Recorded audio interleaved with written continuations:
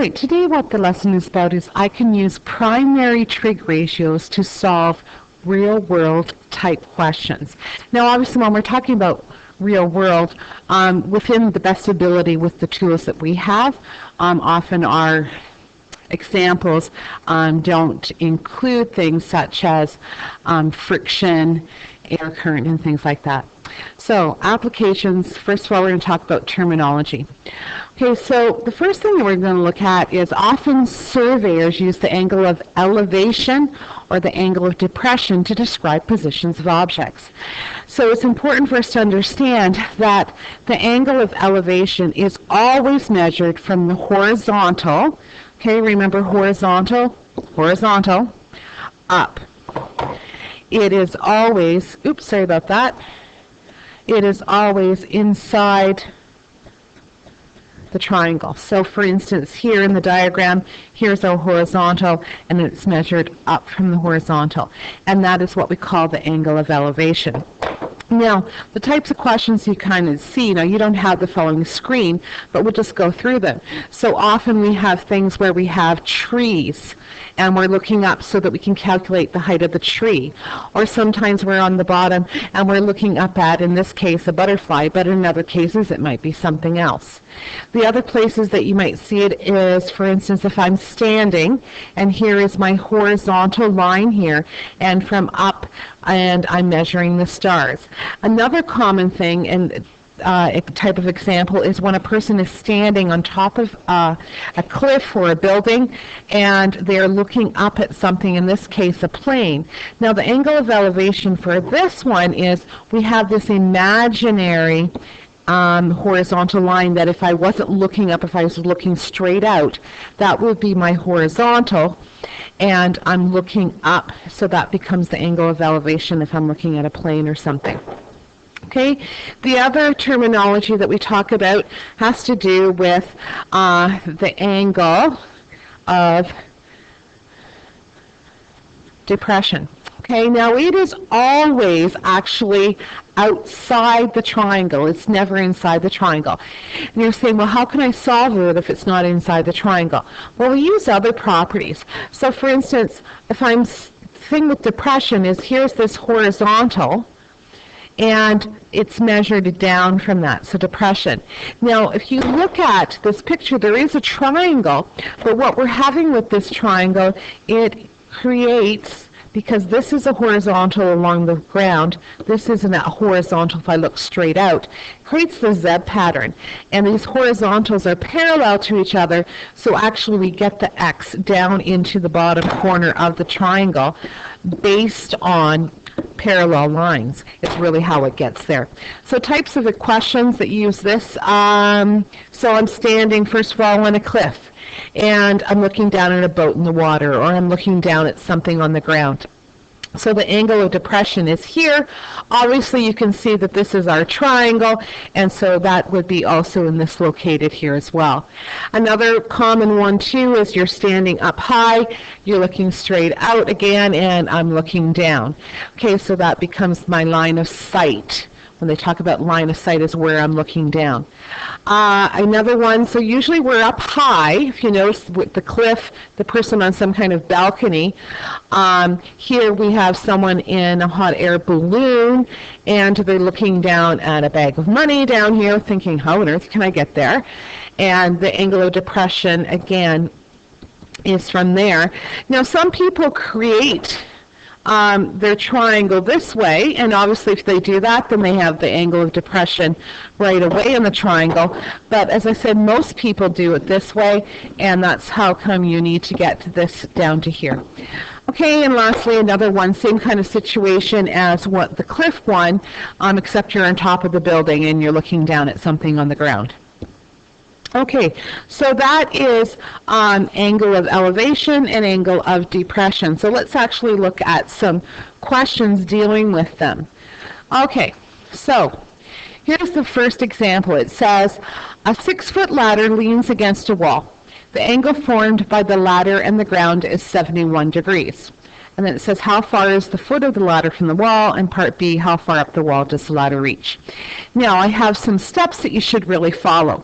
The first step is recreate the situation with objects if necessary. So if you really don't understand it, get 2 blackboard brushes, get a couple erasers, place things, take a ruler to act as your ladder so that you understand really what's going on. Now, if a diagram's not given, you should draw one. It doesn't have to be fancy. You don't have to actually draw me a ladder with all the rungs. But for instance, in this case, I would have, this is my wall, this is my ground, here's my ladder. It reaches up the wall so far, right? So I have my picture to help me. Okay, so you would draw kind of a diagram of what's going on. And here I'm going to also substitute the information I know. I'm creating a 90-degree angle when the wall connects to the ground. Is it exactly 90? Well, probably in the real world not, because a lot of things are not completely straight. I'm told that the angle from the ground to the ladder, so here's the ground to the ladder, is 71. We're also told the ladder is 6 feet.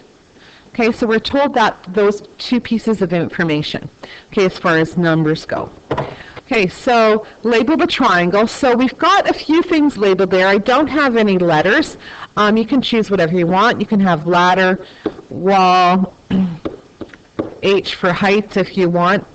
Okay, so I've labeled the triangle with some things, and then I have to determine the ratio. So I've labeled with letters. When I need to determine the sides, remember, directly across from the right angle is the hypotenuse. Then we have the opposite, and we have the adjacent. So I'm asked in part A to find how far it is from the foot of the ladder to the wall. So they're asking me for this location here. So I'm going to just call that X, and we're going to solve for X. Notice how our diagram gets really messy at some point. So, you can always redraw it as many times as you want till it suits what you want to look at. So I am going to redraw mine because I don't need to know that the wall extends up here. That's not necessary for my triangle. So I have my triangle. It's right angle. This is 71. I want to find this, and this is my 6 feet. Okay, we also said that this was opposite, hypotenuse, and adjacent. So using SOHCAHTOA, I know that I have the hypotenuse, and I want to find the adjacent. So I know I need to use cos. So cos of a theta equals its adjacent side over the hypotenuse. So cos of 71 equals adjacent, which is x, over my hypotenuse, which is 6. So again, I'm going to cross multiply, and I end up with x equals 6 times the cos of 71 degrees. And when we do that, we pull up our calculator, and voila, we get an answer of something to the effect of 2.95. So if we round it, 2.0 feet. Okay. Also, we would put a therefore. The ladder is 2.0 feet from the base of the wall. Okay, now the part B asks us to find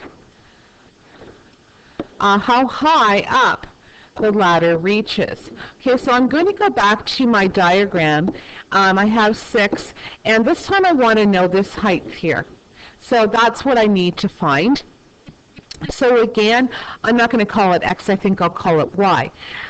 So I always go back to what's given. Could I have used the 2.0 that we used from before? Yes, I could. However, it'll be more accurate if I use what they've given me. So again, we have opposite, and we have our hypotenuse, so we know we're going to use, in this case, sine. So sine of a theta, of an angle, is the opposite side over the hypotenuse. So sine of 71 equals y over 6. Again, we're going to cross multiply, and what we end up with is y equals 6 times the sine of 71 for a grand total of approximately 5.7 feet. So again, therefore, the ladder reaches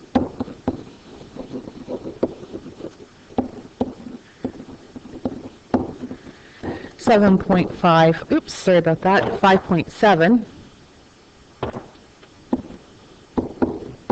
feet up the wall.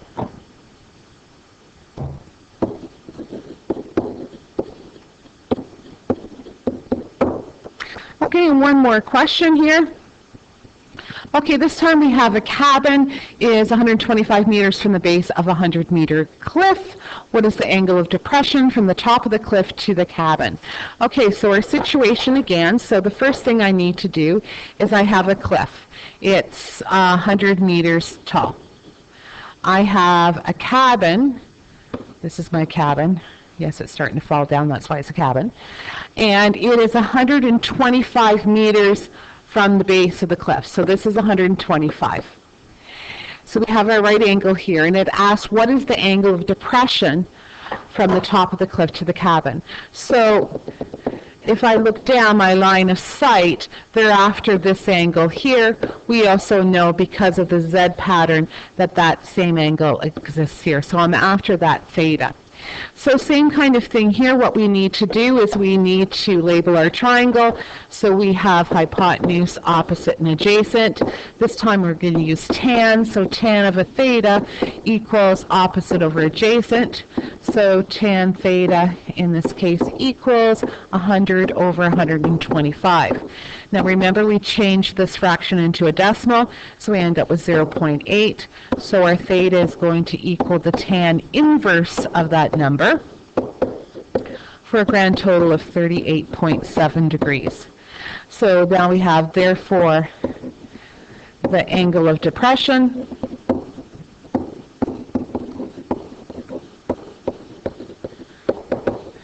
is 38.7 degrees.